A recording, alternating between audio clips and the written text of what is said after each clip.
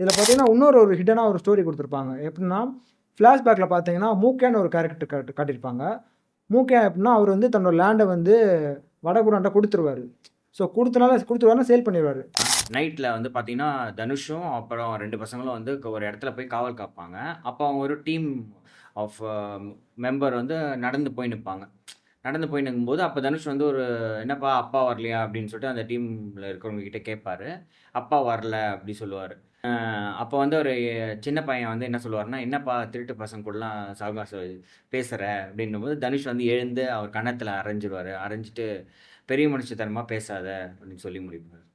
அந்த இடத்துல தனுஷ் ஏன் அவர் பையனை அடிக்கிறாரு அப்படின்னா, அந்த பையனுக்கு வந்து அவரோட பேக் ஹிஸ்ட்ரி வந்து தெரியாது. அவர் ஏன் திருடன் ஆனார் அப்படின்னா, அவர் வந்து அவரோட அப்பா வந்து லேண்டை வந்து வடகுரான்ட்ட கொடுத்தனால தான் அவர் வந்து திருடன் ஆகுறாரு. ஸோ இது வந்து இவனுக்கு தெரியாது. ஸோ தெரியாமல் இவன் வந்து பேசிட்டு இருக்கனால தான் அவனை அடித்து பெரிய மனுஷத்தனமாக பேசாதன்னு சொல்கிறாரு.